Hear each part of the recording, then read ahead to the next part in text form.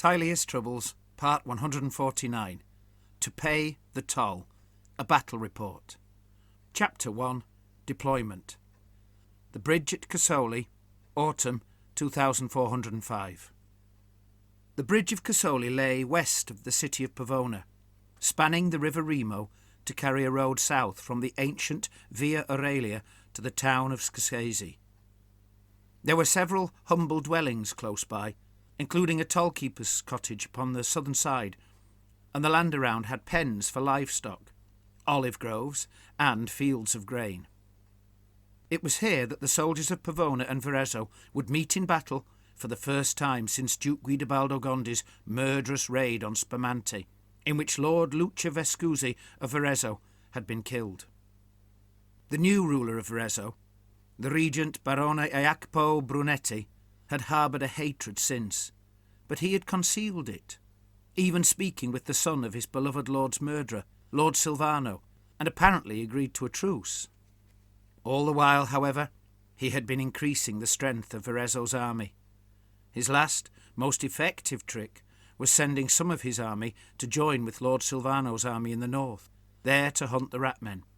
By doing so, he convinced the Pavonans to drop their guard, to believe the animosity between the two realms had finally dissipated. As a consequence, Lord Silvano led more than half of Pavona's marching army north, while the Barone sent only a small fraction of his strength, so that what remained under his personal command outnumbered the defenders of Pavona sufficiently for him to believe he could, at long last, properly punish them for their crimes.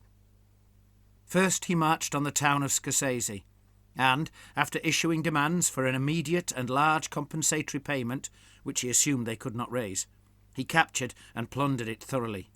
Then, not wanting to lose the initiative, and keen to engage the Pavonans long before Lord Silvano could return with his marching army to assist in their defence, he struck for the bridge. It was the quickest and easiest way to cross the river, and, if he could reach the other side with his army, he could loot the rest of the city realm and exact a far more satisfactory recompense. His grief would not be lessened, nor his hatred of the Pavonans, but, as he said to his officers, the punishment would teach the Pavonans a lesson they were clearly in need of, as well as allow him to maintain a larger standing army to ensure that Verezzan might never be ravaged by the Gondis' armies again. To a lesser few, he seemed to hint that he might even be considering conquering Pavona, thus subduing it for decades to come. The Barone decided not to wait for his own reinforcements, currently marching from Verezzan towards Casoli, as such a delay might allow the enemy to better their own defences, muster more forces, or worse, allow the return of their young prince Silvano and his substantial army. So it was that the Barone would be fighting without his newly promoted captains and his freshly raised regiments of halberdiers and handgunners, without the pack of sharp-teethed hunting dogs the halfling master of hounds in Turenne had promised to bring. Perhaps, more importantly, he would not have the help of a newly hired band of mercenary ogres, or the brace of heavy cannons recently acquired from Rudrafa at no small cost. What he did have, however, he believed was entirely capable of gaining victory, if they struck quickly, before the enemy made any further preparations.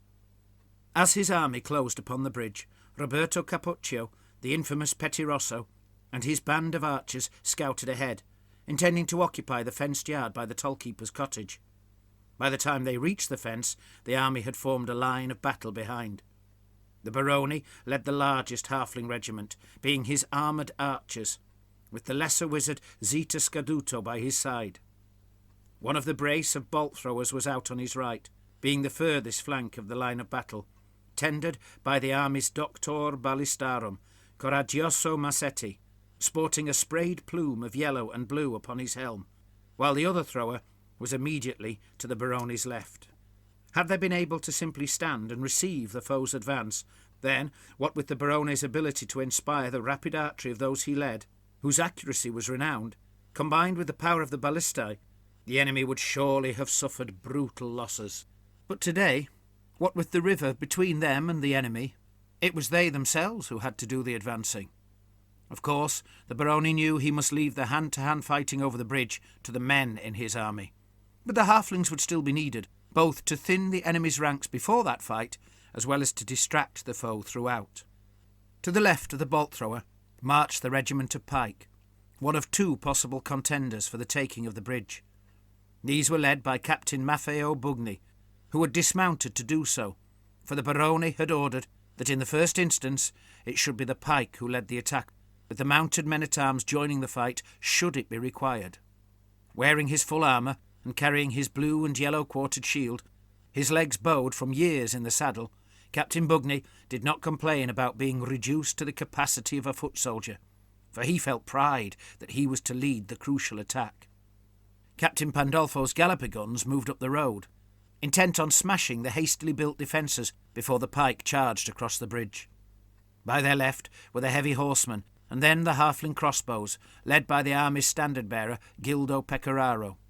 His little flock bore what men would call light crossbows, the kind that mounted crossbowmen carried, with a shorter range but still delivering a powerful punch.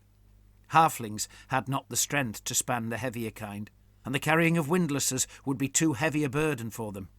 Still, Gildo had trained them well in marksmanship, and his magical banner blessed their quarrels with more than natural potency. Next to Gildo stood the army's chief wizard, Pellegrino Magoldi, who had prepared several heaven spells for the battle, and had solemnly sworn to the barone that he would do his utmost to assist the assault on the bridge. Wearing robes and an oversized hat, he clutched his staff tight while scrutinising the foe, looking for opportunities to use one of the scrolls tucked into his belt. For a moment the army halted, as Ayako also looked upon the foe. Directly before him was a body of crossbowmen, busy spanning their weapons while a blue and white Pavonan banner fluttered over their heads.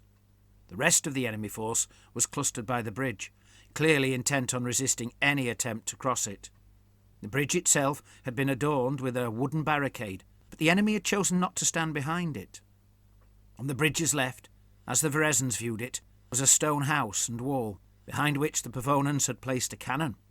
Before the house, on the riverbank, was a small company of archers. From his position, it was hard for Ayako to see what lay directly before the bridge, for a large company of pistoliers and high walls blocked his view. But he had already been told that a regiment of halberdiers was stationed there. When he had heard loud cheering from that part of the enemy line, he knew there must be plenty of them. The cries were joyous in tone, even victorious, and he pondered what this could mean. Deciding it was most likely mere bravado, he was just about to give the order to advance when another messenger came to him to report that the celebration had been elicited by the dismounting of a white-haired warrior in crimson armour who had joined the halberdiers, and that the name Guidobaldo had been discerned among the cheers. Ayako stared at the messenger, a frown upon his face, and the fellow shifted about uncomfortably. Could it really be Duke Guidobaldo, he thought? For months the Duke had supposedly lay abed, grievously and incurably wounded by the poisoned arrow the Pavonans claimed had been shot by the Petit Rosso. That claim had been a lie, Ayako was certain, for the Petit Rosso would have revelled in having a role in the Duke's injury, happily advertising it to all and sundry, having previously and often proclaimed that just such a deed was his most earnest goal. Instead, the Petit Rosso had seemed truly frustrated that it was not he who was responsible. Now Ayako had several more possible lies to sift through. Had the Duke's wound been less serious than reported? Had his doctors actually been able to cure him? Was he ever even injured at all? Or was this red-armoured man an impostor? If the last were true, then it must be a convincing one, for the cheers had sounded heartfelt. Surely the people of Pavona knew their Duke well. Or was the famous red armour and a shock of white hair, combined with their wishful thinking, sufficient to convince them?